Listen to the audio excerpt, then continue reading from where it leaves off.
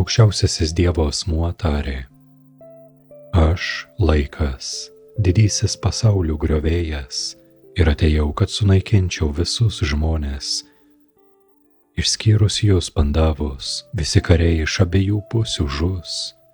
Tad pakilki, ruoškis kovoti ir laimėti šlovę, nugalėki savo priešus ir džiaukis klestinčią karalystę.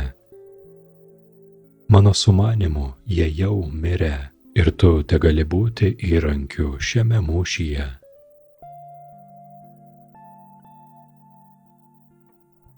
Ardžuna tarė: O juslių valdove, išgirdęs tavo vardą džiūgauja pasaulis, kiekvienas žavisi tavimi.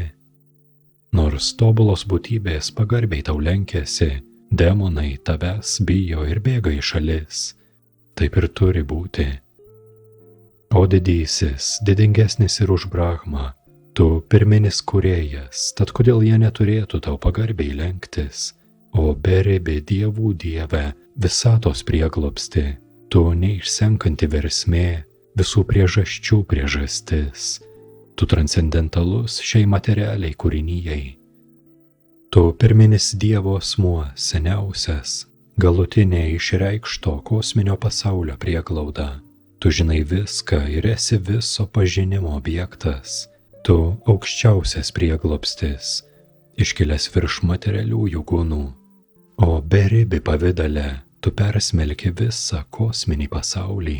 Tu oras, tu aukščiausiasis valdovas, tu ugnis, vanduo ir mėnulis, tu Brahma, pirmoji gyvoji būtybė, tu prosenelis. Todėl pagarbiai lenkiuosi tau tūkstančius kartų ir dar ir dar.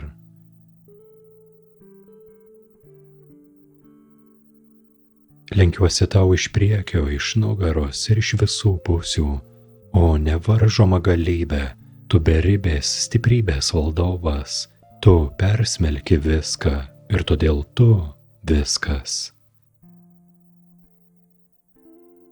Matydamas tavyje savo draugą ir tavo šlovės nepažinęs, aš neapdairiai sakydavau tau: O Krišna, o mano bičiuli, prašau atleisti visą tai, ką praradęs protą ar iš meilės padariau.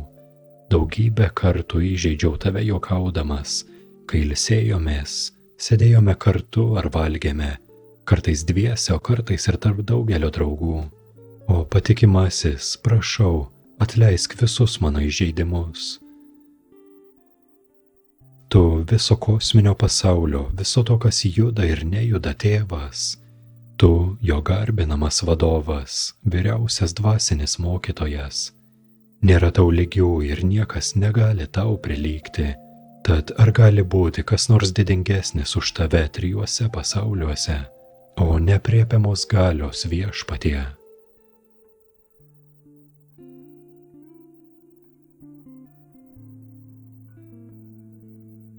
Aukščiausiasis Dievo asmuo tarė: Mano brangus Ardžuna, pasitelkęs savo vidinę galią, su džiaugsmu atskleidžiau tau aukščiausią materialiame pasaulyje visatos pavidalą.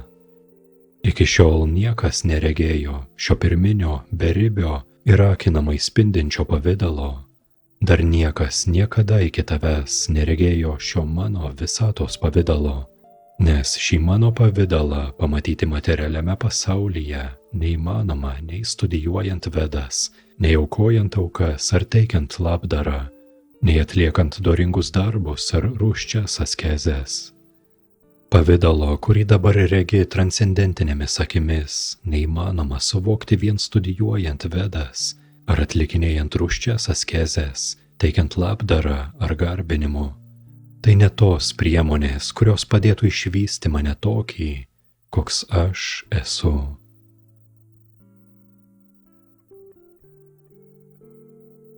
Mano brangus Ardžuna, tik tai su pasiaukojimu tarnaujant man ir į nieką kitą nenukrypstant, galima pažinti mane tokį, koks stoviu priešais tave ir tiesiogiai mane išvysti. Tik taip galima atskleisti mano pažinimo paslaptį. Mano brangus Ardžuna, kas tyrai atlieka pasiaukojimo tarnystę man, kas nesusitepęs karminę veiklą bei spekuliatyviais samprotavimais, kas darbuojasi man, kam aš esu aukščiausias gyvenimo tikslas ir kas yra draugiškas visoms gyvosioms būtybėms, tas tikrai ateina pas mane. Kurie garbina mane, skiria man visą savo veiklą ir yra nenukrypstamai man atsidavę, kas atlieka pasiaukojimo tarnystę ir visą laiką medituoja mane, sutelkia į mane visas savo mintis. Tuos aš greitai gelbėju iš gimimo ir mirties vandenyno. Sutelk savo protą į mane, aukščiausiąjį Dievo asmenį, ir skirk man savo intelektą, taip tu visada gyvensi manyje. Tuo nereikia abejoti.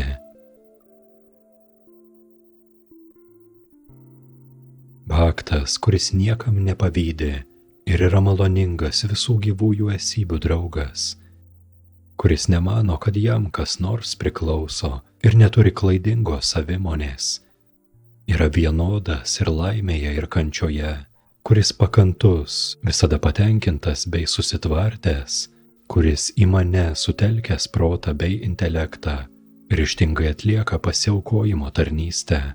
Toks bhaktas labai brangus man.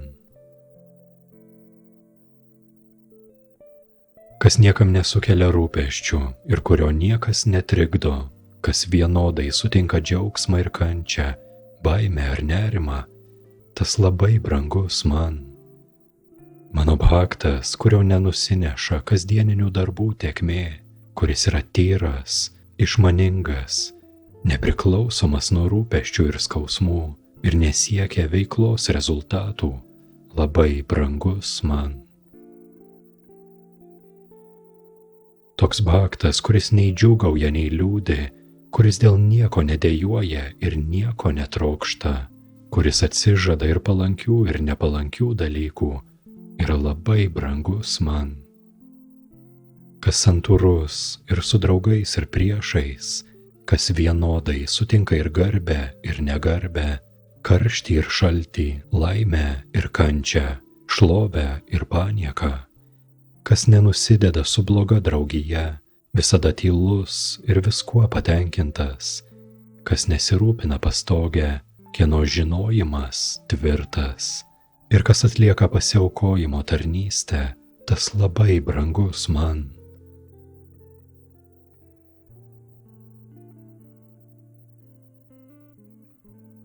Kas su tikėjimu eina šiuo amžinu pasiaukojimo tarnystės keliu ir tam atiduoda visas savo jėgas, kas mato manyje aukščiausią tikslą, tie ypatingai brangus man.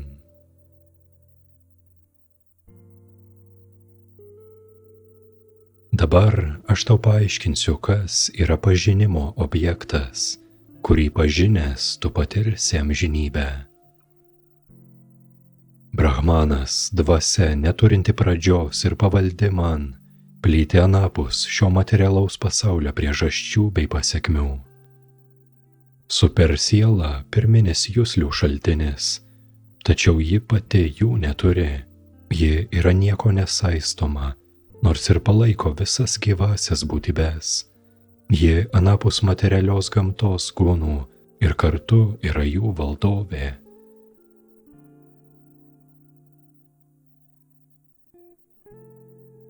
Aukščiausioji tiesa egzistuoja visose judančiose ir nejudančiose gyvose būtybėse ir anapus jų. Kadangi ji yra subtili, materialios juslės negali jos nei pamatyti, nei pažinti, nors ji be galo toli nuo mūsų, kartu yra ir labai arti, nors atrodo, kad supersiela išsklaidyta, padalinta visoms būtybėms. Ji nedaloma ir vientisa.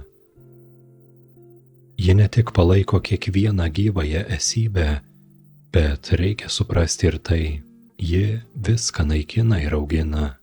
Ji visų šviesulių šviesos šaltinis. Ji anapus materialios tamsybės ir yra neišreikšta. Ji pažinimas, pažinimo objektas ir pažinimo tikslas. Ji glūdi kiekvieno širdyje.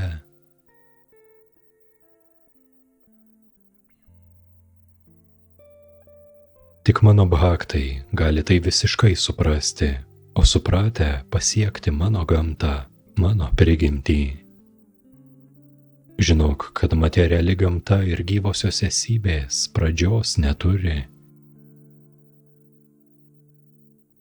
Kas mato, kad visuose kūnuose individualią sielą lydi super siela ir kas supranta, jog nei siela, nei super siela slypinčios mirtingame kūne niekada nežūva, tas regi teisingai. Kas mato super sielą vienodai esančią visur, kiekvienoje gyvoje būtybėje, tas nepatiria nuopuolio per savo protą. Taip, jis artėja į transcendentinį tikslą. Kas mato, kad visą veiklą atlieka materialios gamtos sukurtas kūnas ir kad savasis aš nedaro nieko, tas regi teisingai.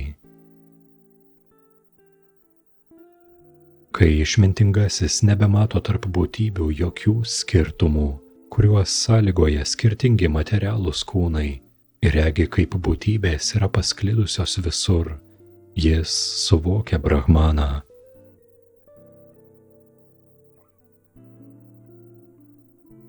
Turintys amžinybės regėjimą, supranta, kad nemari siela yra transcendentali, amžina ir nepavaldi gamtos gunoms. Net ir susilietusi su materialiu kūnu, siela nieko neveikia ir niekas jos nesaisto. Būdama subtilios prigimties, erdvė su niekuo nesimaišo, nors persmelkia viską. Taip ir sielos, kuri regi Brahmaną, neįtakoja kūnas, nors ji ir glūdi jame. Kaip viena saulė apšviečia visą mūsų visatą, taip ir kūne esanti viena gyvoji esybė sąmonė apšviečia visą kūną.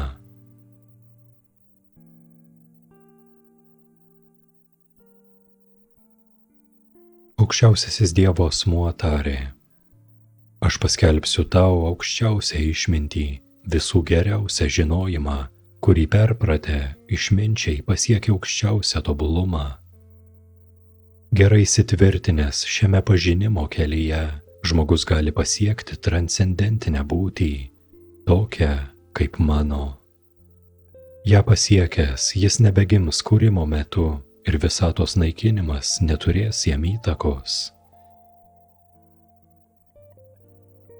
Aukščiausiasis Dievo asmuo tarė: Kas nejaučia neapykantos prašviesėjimui, prisirišimui ar iliuzijai, kai jie pasireiškia, ir kas nesiilgi jų, kai jie išnyksta, kas veikiant materialioms gunoms nepalūžta ir nesutrinka, išlieka neutralus ir transcendentiškas, žinodamas, kad iš tiesų veikia tik gunos, kas susitelkia savajame aš ir vienodai vertina tiek laimę, tiek kančią, kas vienodai žvelgia į žemės grumstą, akmenį ir auksą, kas vienodai vertina tai, kas pageidautina ir kas nepageidautina, kas yra tvirtas, vienodai priimdamas pagyrimus bei patyčias, garbę ir gėdą, kas vienodai elgiasi su draugu ir priešu, kas atsižadėjo bet kokios materialios veiklos, tas laikomas iškilusiu aukščiau materialios gamtos gunų.